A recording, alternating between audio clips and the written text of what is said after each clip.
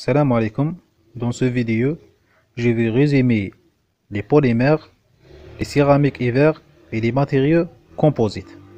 Donc, on commence par les polymères ou bien les matériaux plastiques. Les polymères sont des macromoléculaires de longues chaînes d'atomes de carbone, d'hydrogène et d'oxygène, et parfois d'azote, de fluor ou de chlore. L'élément de base des polymères est appelé monomère. La polymérisation est donc la réaction de liaison des monomères. Un, un- un homopolymère est un polymère comporte des monomères identiques.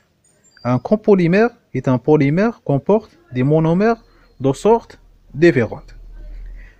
Les polymères peuvent être naturels, qui ont été les premiers matériaux utilisés, ou bien synthétiques, qui ont été développés durant la Seconde Guerre mondiale. Les polymères sont utilisés essentiellement pour leur souplesse, leur facilité de mise en forme, leur légèreté, leurs propriétés de surface, leurs propriétés d'isolation électrique et thermique et pour leur résistance aux agents atmosphériques.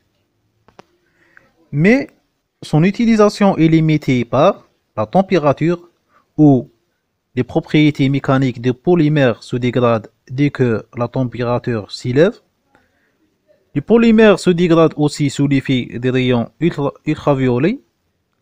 Les polymères ont une faible dureté et faible résistance à l'attraction et l'érosion. À partir de cette figure, on remarque que presque la moitié de la production des polymères est utilisée dans l'emballage. Ici, on a des produits en polymères. Les polymères sont classés en fonction de son comportement thermomécanique et chimique. Donc, selon le comportement thermomécanique, on distingue trois types: les thermoplastiques, les thermodurcissables et les élastomères. Les thermoplastiques sont les plus nombreux et les plus faciles à mettre en œuvre. Ils peuvent être refondus et réutilisés plusieurs fois. On cite par exemple polyphéline, polystyrène, PVC, polyamide, etc. Les thermodurcissables, sa mise en œuvre est difficile et nous ne pouvons pas les utiliser deuxième fois après sa fusion. On cite par exemple polystère et l'époxyde.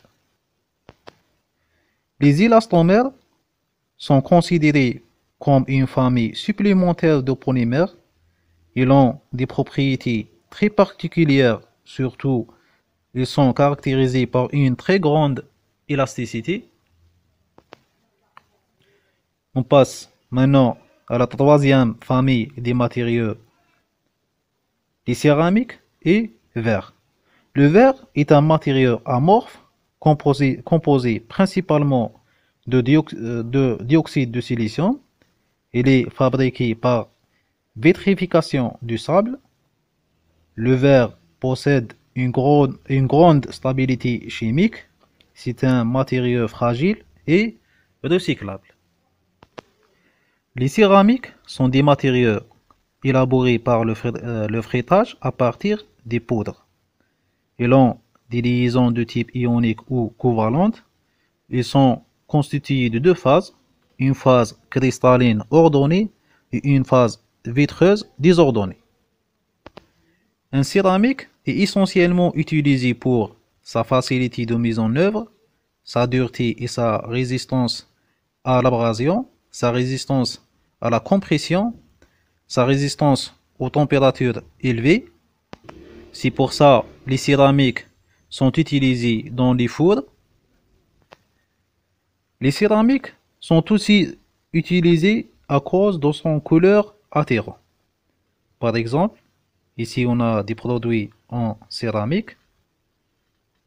Les céramiques sont classées selon leur application en deux familles, traditionnelle et technique. Maintenant, on passe au matériau composite. Un matériau composite est un matériau constitué d'au moins de deux matériaux. Selon la forme, il est constitué d'un renfort et d'une matrice.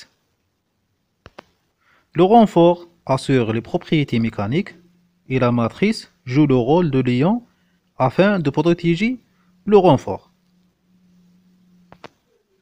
Les matériaux composites sont classés en fonction de la nature de la matrice en trois classes. Composite à matrice organique, CMO, composite à matrice céramique, CMC, composite à matrice métallique, CMM. Ils peuvent être aussi classés selon la forme de renfort en composite à particules, composite à fibres et composite laminé. Les propriétés mécaniques des matériaux composites varient selon le type de matériau de renfort et de la matrice. C'est pour ça qu'ils présentent une grande diversité des propriétés.